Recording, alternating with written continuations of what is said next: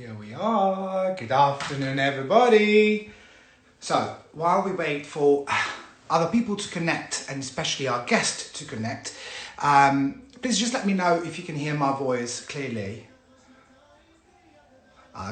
I see the guest has just connected. So let me invite the guest, which is a very special guest.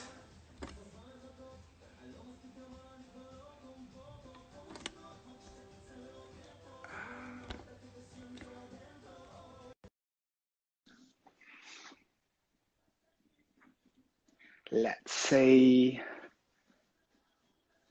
Great, thanks, Philippa. Oh, here we are. Hey, Hello, how are you doing? how are you? Well, not bad today. Honestly, sunny day outside. Finally in Milan, we got some sun in this week. And then I got you here with me, so which is Yeah, I'm great. here. Just interview from my bed. Oh, lovely. I'm in my living room.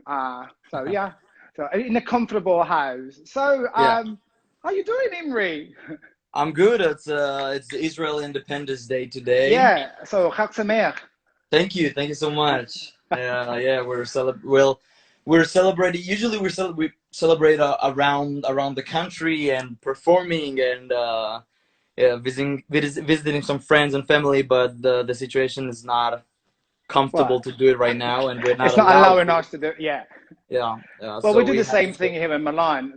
Yeah, There's a huge Jewish community here in Milan, and we celebrate Yom Ha'atzmaut. That's yeah. the name of the Independence Day Right. for Israel. Even here, close to my house, there's the central synagogue. But unfortunately, this year we cannot do that. Yeah. Well, let me welcome everybody to this first episode of 10 Questions with. What's 10 Questions with? We've Yeah. basically selected 10 questions out of almost 80 questions we received from Eurovision fans, and we cut them down to 10, actually to 9, because one question is the Il Punto H question. So basically something we always ask to all our guests whenever they have a friendly chat with us.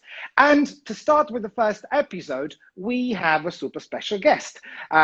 For whoever just connected now, I've got with me here Imri Ziv, Israeli representative for Eurovision in 2017 in Kiev. Am I right?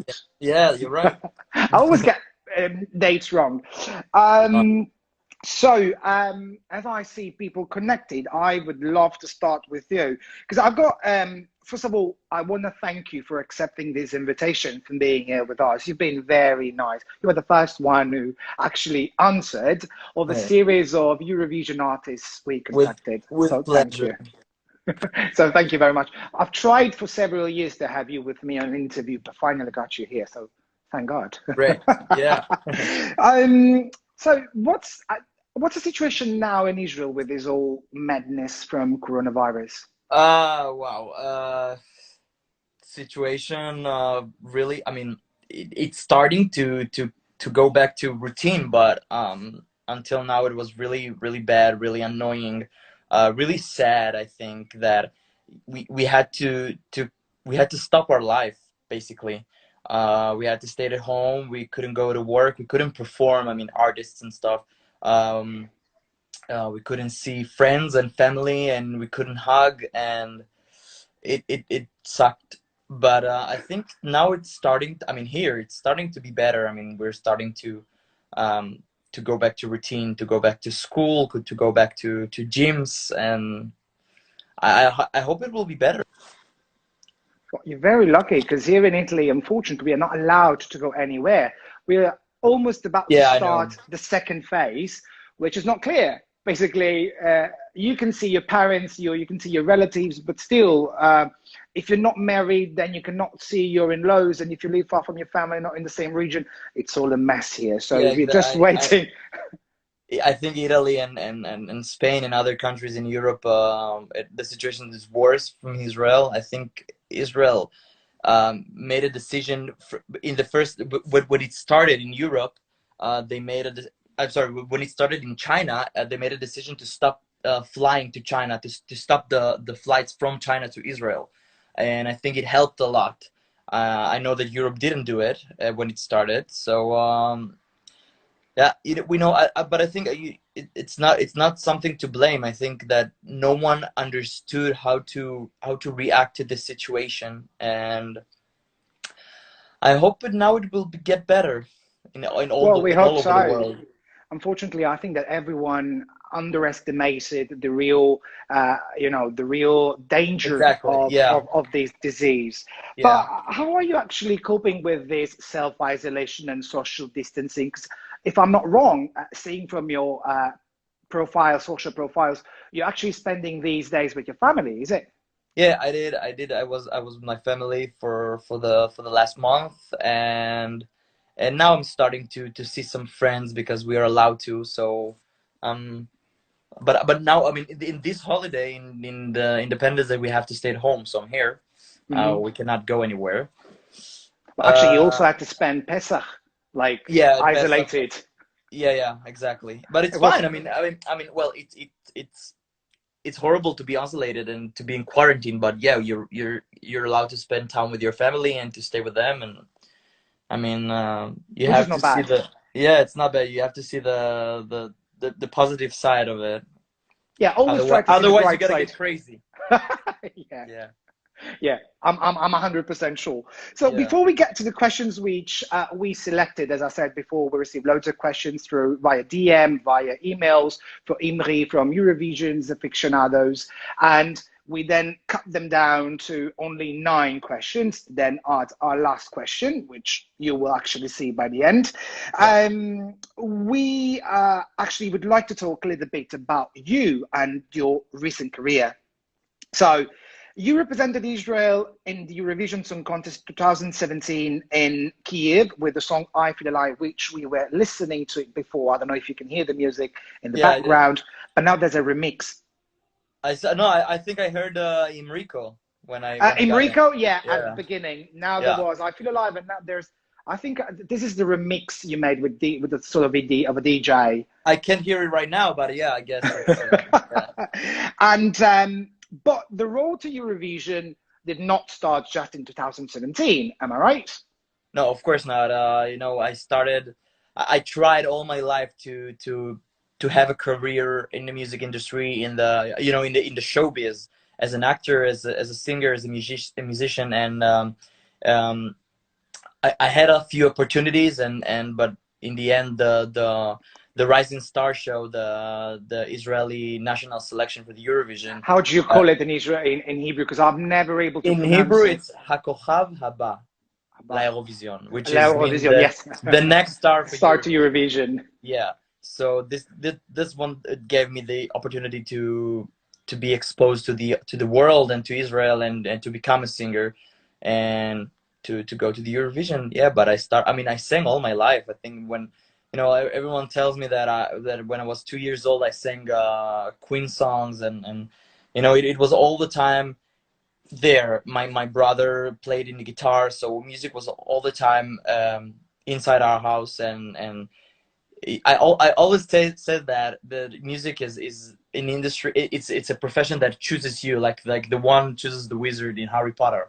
You can't you don't choose it. It chooses you, So and basically, you have a magic hat to put on your head, exactly, and and you then it can't do tells you, anything you'll be about a musician. exactly, and you can't do anything about it. You can't do anything else. So yeah, You just need to give up and accept it. exactly, yeah, But we also know that you were the sorry, you were the backing vocalist for in Eurovision Song Contest 2015 and 2016, yeah. respectively with Nadav and Chovistar. So with Golden Boy and Made of Stars. So what do you remember of those experiences at Eurovision? And Oh. if there's a memory of those two events before you actually were the real protagonist, the real solo boy for Eurovision, and There's a lot of memories. I think that when just first did Eurovision with Nadav Gej in 2015, I knew what is Eurovision, but I didn't actually knew what is Eurovision. I didn't know. I mean, it's something so big, and it's so huge. It's nothing like anything else that I did. And you get there, and everyone know you. Everyone knows you. Even though you're just a backing artist, everyone know your name and everyone know your face, and that's the most professional production that I ever did, and I got so excited, and I was very naive. I thought that a lot of things would happen after, and they didn't, and I got really confused after that, and you know, got some I had some question if I want to do it for the rest of my life, because it was really hard to go back from Eurovision, to go back from the top of your profession, and then go back to, you know, to school, to the university, and not doing exactly what you want. And but it was a good experience. And then I got the opportunity to do the second Eurovision with Hovi, and I had to think about it because I didn't want to go through everything again, all this depression, you know. But I said, okay, I have to do it because this is an opportunity that no one gets to do it, and I have the opportunity to do it twice, so of course I'm gonna do it. And then I took it as an experience. I didn't expect to something happen, and I just had a good time. And you know, I knew everything, how everything goes when I got to the Eurovision, So you were ready. Eurovision. Yeah, I was ready, and it was really fun. And in this Eurovision, we started talking about me going to try to be the representative. This is what I wanted to do. And actually, we started talking about it in the first Eurovision, but you know, seriously in the second one. And in the end, it happened. But there's a lot of, for your question, there's a lot of memories. I can't remember exactly one, but I have one. I mean, when we went to the stage with Hovi on in 2016, I suddenly realized that I'm doing it for the second time, and it was so important to me, and was so emotional. And just before we got on stage, I started crying like hell. And everyone was hugging me and stuff, and I was like, what's going on? I mean, like, I didn't realize that this is how I feel. But thank God I didn't, with the backing artist in this year wasn't on stage. We were in like in a You were different stage, and hidden. no one Yeah. saw us, so it was fine. So I didn't have to, you know, No cover my makeup, eyes. like no things to Yeah, adjust at the exactly. last minute. Exactly. Yeah, but No. it was a really emotional moment. Yeah. Maybe what people do not know, just watching Eurovision from home, like from their televisions or from YouTube, is actually the passion you breathe when you get close to the stage. I've been to Eurovision several times as a journalist, and I've been assisting. I've been watching all the trials and all the, all the changes of scenes and exchanges of artists going on the stage, and actually experiencing those songs. And everything is so intense that what you get from home is just like not even the half of what you can Exactly. breathe close to or I on the always stage. exactly. I always say that you know, Israelis, they didn't know. I mean, Eurovision started. Sorry, wait. Someone calling you. Oh, we have a few technical issues. Maybe he's just received a phone call. In the meanwhile, let me say hi and thanks to everyone who's watching now and sending hearts and their likes for our interview. We have loads of questions we would like to ask Imri, and we actually have selected 9 of the best questions we thought were the questions that we really want to ask Imri. Let me add Imri again to this conversation. Let's see. He might be back. Hey, I'm here. Yeah. Sorry. No, I put an alarm just to be on time for the interview, and it's continued working, so I had to cancel it. No Sorry. worries. So No no, worries at all. I said that Eurovision wasn't. I mean, it was, everyone knew what is Eurovision, but it started to be a thing in Israel when we started to do the next star for Eurovision, because the Israelis got to be involved of Mm-hmm. choosing the Israel representative. But when I got to be in those 3 times in Eurovision, the first 3 times that from the next star, you know, I all the time said that people who are not in the Eurovision or not seeing Eurovision, they don't know what it is. And then Eurovision got to be in Israel, and people starting to realize what is this huge thing. You know, all Tel Aviv was full of this thing, and people actually understood. They didn't actually understand, but I mean, they understood a few things about how big it is. So it's a lot. Hello from Australia, actually, here. Thank you, George. And oh yeah, no, I remember last year when I landed in Israel for Eurovision. I remember I can just read a little bit of Hebrew, unfortunately, and I've never studied Hebrew in my life. But Hmm. I remember that there was like, good luck to all the singers for Eurovisions, and then in Hebrew below there was, no, no, this is just a joke. Good luck just to Kobe. To Yeah, Kobe, to Kobe. to It was Kobe. like Yeah, it was very fun, and Kobe yeah. actually I interviewed him. So thanks, Kobe, for the time you spent with us last year. Mhm. Um, but we also know that you actually started in 2012 with the first edition of The Voice of Israel, and you Right. had two judges who selected you, Sarit Haddad, which I really love, Yeah, one of my favorite Israeli singers, and then also Rami Kleinstein, and then you exactly. were Team Rami. Yeah. But not only music, also movie industries. You were actually the Hebrew voiceover for the movie Trolls, were you? Yeah. Well, just a little part. I mean, but I did more than this. I think more than the dubbing trolls. I think that I did a little bit of a theater after Eurovision, and yeah, and actually I did. I was the backing artist of Kathleen Ryder when she was in the Israeli national selection for Eurovision when Moran Mazor won. I think it was 2013. Wow, so Not a lot of people. you actually have a huge history with Yeah, Eurovision. I'm a sorry, little bit. we try to actually document ourselves on your career, but Wikipedia doesn't always offer everything we No, need. no, But that's exactly. Yeah. actually a very good thing to know, But that, and that's the that's why reason I'm why. here to for you to ask me the real thing. So yeah, Exactly, yeah. exactly. So I think we are actually ready for the first question. If you're ready Ah, to, it wasn't. Everything was not the questions. it was just start like a heating to allow All right, people all right. to get Yeah. in. So the first question we selected is, when did you actually understood that music? Actually, when did you actually understand that music was what you wanted to do for a living? I think that I understand that um when I was 12. I think. Hmm. Uh, um, when I was 12 or 13, that I started performing in music groups in Israel as a teenager, and I fell in love with the stage.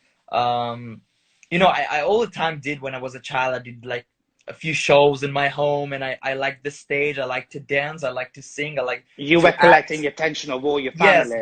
but I think that actually to do it professionally, I did it when I was 12, when I started singing music groups, and I started to act in my school, and people actually realized that I'm this is Imri, this is who I am, Hmm.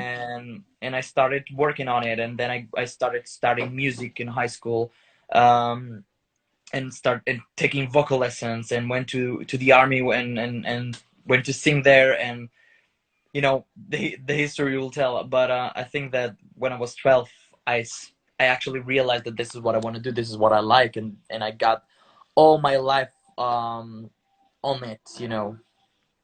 Well, thanks. So, but basically, music, we know it's a sort of continuous inspiration too. And some of your fans were asking us, so who is or who are the artists that you feel closer to you, and who of them represents an inspiration for you when composing your music?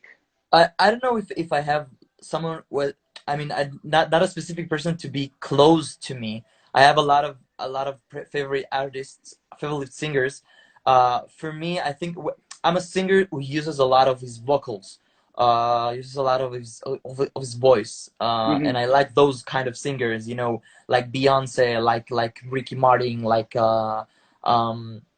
Bruno Mars, Luis Fonsi, those singers who uses their voice, and their songs are reflected their voices. Hmm.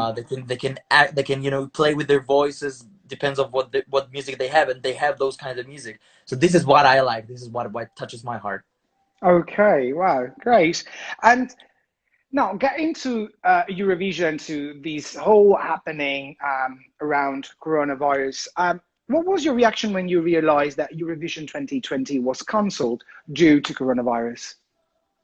I have to be honest. I thought, well, it should have happened because it was about time. I mean, it was a matter of time for this to happen because people don't know Eurovision is a huge deal. It's not something that you can cancel the week before. It's something that if you're gonna cancel it, you're gonna cancel 3 months before because there's a lot of things to prepare, the stage and the techniques stuff and you know all those delegations and hotels and a lot of things that cost a lot of money, and you cannot cancel it just 2 weeks or 1 week before after because everything is ready, everything was on set 1 month before, I think. Yeah. So Well, they no, had just to do it also eventually. to let people know that the entire organization of Eurovision starts the year before. So as soon as the new country wins, that country needs to start preparing for the following year. Exactly, yeah. Last year for Eurovision Israel, I had a friend of mine from Israel, or from Italy actually, who worked at the Lights, and they went to Israel at least 10 times before they then moved there 1 month and a half before the Exactly, yeah. Eurovision to start working that. So there's a huge there's a huge mechanism involved in the organization of the show. In the moment that a country win Eurovision, for example, when Duncan won last Yeah, year, immediately they said, okay, those are the options for Eurovision to be host in the cities. I mean, that's what you said, that it's a huge they selection of things. immediately, Yeah. yeah, immediately they get to work on it, and it's the most, it's the biggest production in the world for music. So of course they're gonna cancel it if there is a situation going on in the world. So And that, I feel sorry about it. I feel sorry about those. I actually don't feel sorry about the representatives because the representative get to be the representative for 2 years in a row, and well, this there's is a still huge discussion deal. going on actually here. Well, This, the people who is going to continue for 2021. yeah. But so they're gonna be 2 years representatives. It's fun, I think. Well, who's Yeah, got this chance? yeah, Well, we know exactly. Sweden will not do that, but maybe Russia will do, and also the Netherlands will actually have the same representative. So we'll still have to Israel, see they're gonna have their representative. with the same Yeah. song. I hope. I don't know. I really love No, that this is song. I think that they're not allowed to, but I mean, I No, don't know. because the song needs to be pretty new and needs to be released just a little bit before Yes. the Eurovision. Yeah, load of rules before that. So, always talking about the representatives of Eurovision. What is your favorite Eurovision entry from Israel of the last 10 years, excluding yours, of course, which Well, is 10 years is what is from 2010, right? yeah, Which was Harel Scott. yeah, exactly. So wait, Ariel, what was after it? I can't remember all the entrants. I'm really sorry. Oh, Isabome, Moran, Nadav, Chovi, Imri, Kobi, Neta. And then this year should have been then Eden, yeah. I think I have to say, well, I have to say Golden Boy because this was my first Eurovision as you know, as a participant, as a backing artist, and I got to experience Eurovision for the first time. mhm. So I have to say this, and I love the song. So Well, actually, that song really brought on the stage the vibe of Tel Aviv. For yes, whoever exactly. have never been to Tel Aviv, I can say that Tel Aviv actually really welcomes you from the Yes, very first moment you get there. and you know, it was after 4 or 5 years that Israel wasn't qualified, Yeah. and we got the chance to do it. So it was really, it was the first time for Israel to be selected from the next star. So it was really excited. I mean, it was a good year for Eurovision Right. in Yeah. Israel. Actually, yeah. Well, and also those two songs were got to the final of Yeah, those exactly. 2 years. Yes. So, what is the moment, or maybe which are the moments from Eurovision Song Contest 2017 that you will always remember and will take with you for the rest of your life, and why?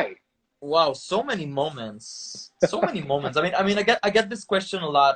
That what was the favorite moment? I mean, you have to understand, people, that this is 2 years of with a lot of experience and a lot of emotional things, and every moment in those 2 weeks are memories. Hmm. And if I had to say a few, so I think when I qualified, when they say Israel, which was, you know, it was this is the moment that we worked all those 3 months to get the name Israel qualified to the final. I think this moment, I think before we went on stage, we have a tradition in the Israeli delegation, to be a circle, holding hands, and to dance, hora, and to dance the Israeli traditional music, and we get to say a few things before, and suddenly I was the one who's saying a few things, and I was so emotional all those 2 weeks, like a pregnant lady, and I was like, I started crying, and I said thank you for it was everyone was they're a family, because they're my family, because I've been there with them for 2 years before, and they're my friends, and I was so emotional, so excited for them to, I said thank you that you making my dream come true, and Well, this yeah, was I mean, another all the moment. time that you spend together with these people actually makes them become part of your world, of your Exactly, family. it was part of my dream, part of my journey. Yeah, Exactly, those yeah, the yeah. same people who went with me to the Eurovision in 2015 and 2016, and also a few of the backing artists was Yeah, with me as backing artist with Hobby, for example, yeah. and with Nadav, dancers with Nadav. So I mean, it was the same delegation. It was so emotional for them to be with me for the third year, and now as a representative. Think about it. I mean, we were together as a backing artist when I was a backing artist, and then now they're with me when I'm a representative. And I think another moment it was when I went on stage. I think another moment it was when I got to the bubble, the delegation bubble, to the stage, Yeah. to the first rehearsal, because I knew everything what was going on from the Yeah, sound you had your sound check. experience. Yeah, from the sound check, then to the stage, to the viewing room, to the journalist room. But suddenly I got to the delegation bubble as the representative, and it was so weird. I mean, wow, I'm Is getting this to. me? I mean, yeah, I'm going to go through all those steps, all those stations as the representative, and it was. I mean, it was a fun moment. Yeah. It must be amazing. I don't know Yeah. what. I've seen all the artists last year at the Israel Eurovision. I mean, they were all like living a big dream, almost not believing what was going on. Exactly. So, talking about this year Eurovision, we have spoken about Eden Allen, which is going to represent Israel next year, and which she deserves it. We really loved her. So, but Yeah. what do you think about Flicker Levy? And do you also think that maybe Eden had any chances to win Eurovision this year with a song? It's hard to say. First of all, I love the song. I love Eden. I think she's amazing. She's an amazing singer. I thought I thought she's gonna win. She's gonna Such a win the next small star. girl with a huge voice. Yeah, I I mean, think she. I mean, she deserved it. She deserves it because she won the X Factor before, and nothing happened. And sometimes nothing happened because this is the profession. I mean, it's yeah, a hard profession, and I think she deserves it.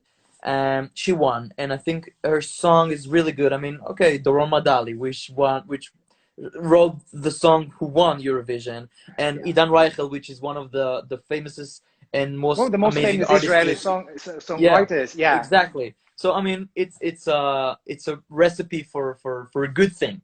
yeah. If she's gonna win, I think the song is really special for Eurovision. This year's they looking for something special to win. Every year something special wins, something that didn't hear in Eurovision. And I think yeah, this is something that you didn't hear in Eurovision. Mhm. But from my experience in Eurovision, that from what I saw, the odds. I mean the odds And table. pros. The Yeah, yeah.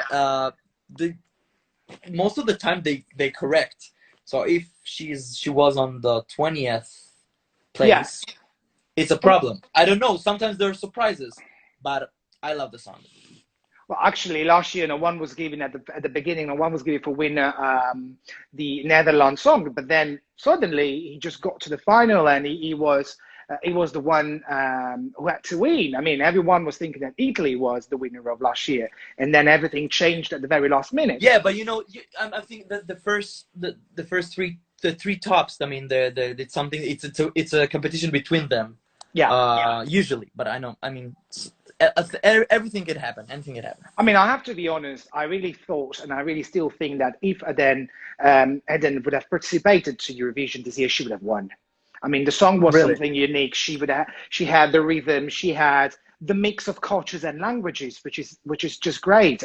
She was showing the real face of Israel, which is that welcoming country for everybody, and not what other people describe it like. So it was a very unique song, which was destined to win. But who knows? Yeah. We'll cross the fingers for her next year. Exactly. Yeah. Now, talking about the evolution of Eurovision, I think you have noticed that there was a sort of a change of direction into Eurovision performances.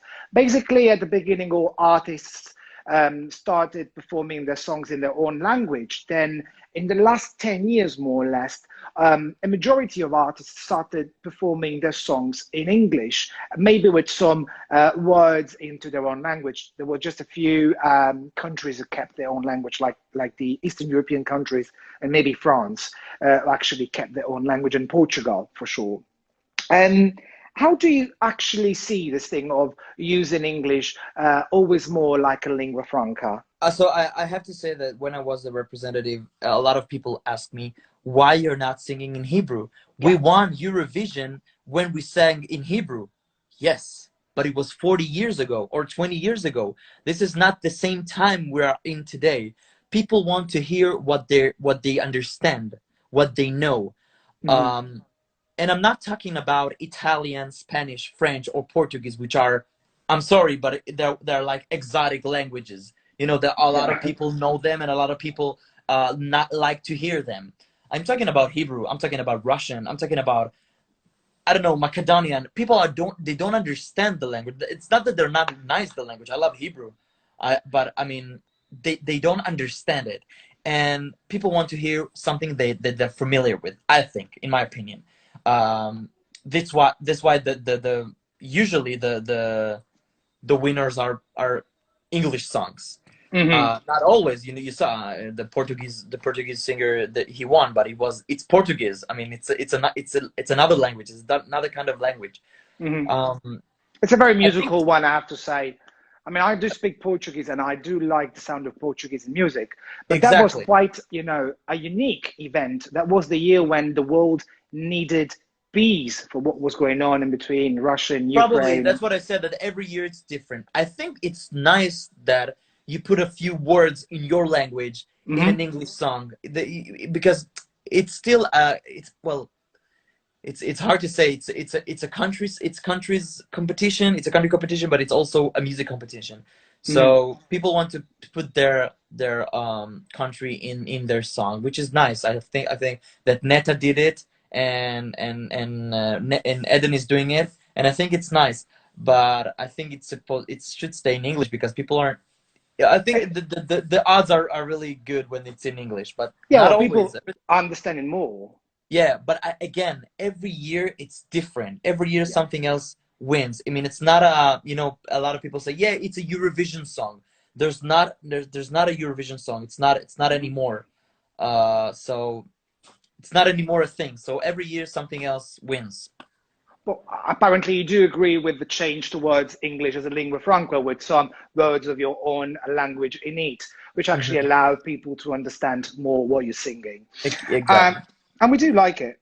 Now, in the last few years, talking about countries participating and to the contest and the music, in the last few years, some countries have cancelled their participation to Eurovision Song Contest because they said the contest was considered to be too gay for their cultures, or maybe because they let political issues mix within the music and the show. So, what is your point of view on this matter?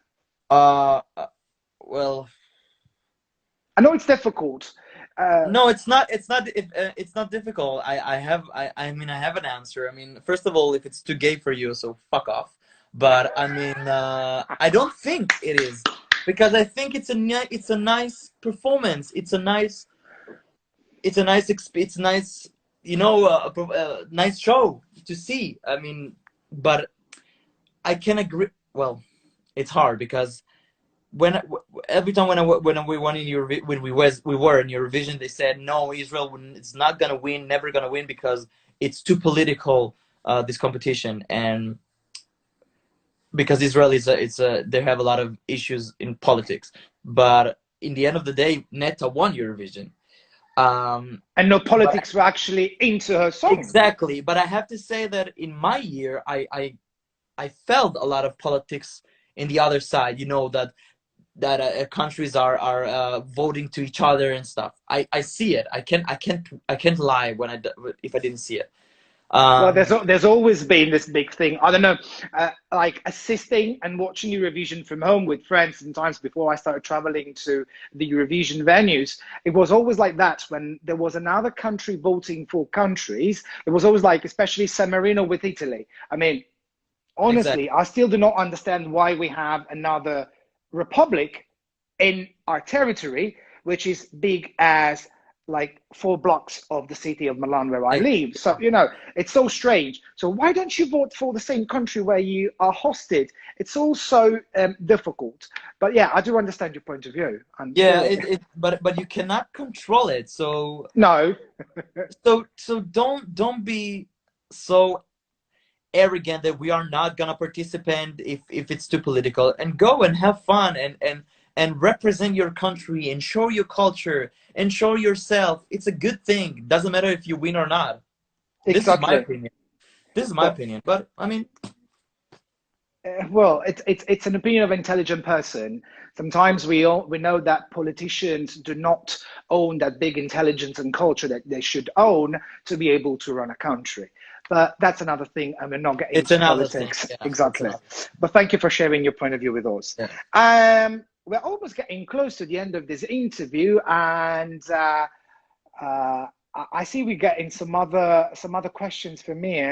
Just a new song, I Feel Alive, and seeing that you're live here is still a great song. Yeah, well, no, each song is actually very good songs. We all felt alive, and we all learned the choreography, and Thank we you. all wanted to be on the beach of Tel Aviv. Because did you film the video in Tel Aviv and close to Neve Tzedek? Um, let me. I don't know. I don't remember. Yeah, a few were a little near, but not exactly. I mean, the majority was in the center of Tel Aviv. Okay. Well, Ibreg, we're gonna ask you we're gonna ask him your question. Just give us some time, and we're gonna get there. Let's talk about your career in the second to last question. You showed us that if you want to do something, you need to believe in yourself and never give up, which is a Yeah. great example for people, especially for young artists actually trying to achieve their dreams. But you started from the Voice of Israel to the Next Star to for Eurovision, then to China. But how did you get to perform in China? Um, just I have good team. Well, I guess No, but so. I mean, a good experience. I have a good friend of mine who's running a big company in China, and he's working with a lot of companies, and they wanted to bring an Israeli singer, and they wanted me, and it was really fun situation, and it was just just a little bit before the Corona, so it was really scary when I Yeah, came back. exactly. I Yeah, saw I you came there back home. flying there just in the I same just came period. back home. I just came back home, and the coronavirus just starting to spread. And I You were mean, fine, oh right? my God! I mean, what? I just came back from there. I mean, thank God I didn't have this. Well, yeah, lucky enough. So, but Yeah, I mean, the concert was also almost fully booked. But actually, now we're asking ourselves, and we received these questions from your fans and some other Eurovision fans, which we actually need to thank now for their presence here with us and all the questions and all their love that they're showing us. yeah. Actually, that they're showing you. I'm the one that are showing you. Thank you. Um, what are the future plans for your career? What should we be expecting from you to listen to your music? I just got I started to working on Latin music because it's something that I really like, and I wanted to do something else in my music, Porque te gusta hablar español. porque hablo español, sí. Ah, vale, dímelo For all bien, my life, díselo. and this is the kind of music that I like. This is what the song Imrico. Yeah, yeah. So I want to go on this direction. Um, Again, you know, for your previous question that you know you need to believe in yourself. Yeah, you need to believe in yourself, but I have to be honest. I don't want to be, you know, to make it beautiful. It's a hard profession. Oh, It's yeah. a hard profession. One day you're in Eurovision, next day you're in another place. I mean, it's also a hard work. It's also luck. Um, but yeah, this is what I want to do. I want to do Latin music. You know, now with all the Corona, it's hard. But I mean, yeah. Are you actually working on something while you're there at home? Yeah, of course, all the time. You never stop. No, never stop. Right, we are unfortunately getting close to the last question of this live session with Imri. And as we always do at ilpuntoh.com, we like to finish our interviews with a very tricky but still very personal question. Are you ready, Imri? All right. So, what is the question you have never been asked so far, but you cannot wait for someone to ask you that question? And of course, what would the answer be? Wow, this is really hard because I can't think about something. Um, wow. That's hard. That's hard. I mean everything was I mean was already asking me. So I've been asked already everything, I think. Like everything. Um, Maybe I wow. can help you. Would you like to have a family of your own soon? All right, yes, you can help me, please. Yes, of course. One day I would like to have a family. I really like I really like kids. I was the little boy in my home. My siblings are really they're older than me, so I couldn't wait to have nephews and nieces. And I see, but we do see that you have nieces and yeah, nephews so there you when I always play got it with. when I got them, they're pretty like my children. And of course, one day I would like to have kids of my own, and Well, you know, being an uncle is a fantastic thing. I can tell you from my yeah, side, and it's just great. You have yeah. princesses and princes of your own, and they just love you. I think I'm gonna be a good dad. So yeah, I would love So to. yeah, good answer. Because actually, Yeah. once I was interviewing an Italian singer, which is also very. She also sang with another very international singer, which I cannot remember the name now. Pitbull, yeah. And she Okay. said, "Well, no one has ever asked me if I'm going to be a good mother." And yes, I'm going to be a good mother. She was pregnant in at that time, and Okay. that was a very emotional question. So yeah, Imri is going to be a good father, and he's ready to have a family. So Yeah. One day. yeah, one day. Well, you're very young. I mean, Yeah, I you were am. born 1992, right? I'm 1991. Yeah. 1991. So yeah, Yeah. One day. Yeah. got a few years of experience more than you, so I can tell you, enjoy your life for the moment being. No, I'm enjoying my life, and I love kids, and I love my nibbling, my nephews and nieces, and yeah, and like, I don't know when, but yeah, of Any course. Okay, well, any next show that we can see you on TV, after this coronavirus isolation is over? I don't know, not yet, but I will let you know. Okay, so follow Imri on his social profiles because we will be updated on his life and on his career. Imri, toda rabba for your time. Thank you so much. Thank you, Thank you, everybody. Thank thank you, everybody for everyone. being with us and wish you all a very great day. Thank you. Bye, Thank you. Imri. Bye. Bye. Bye.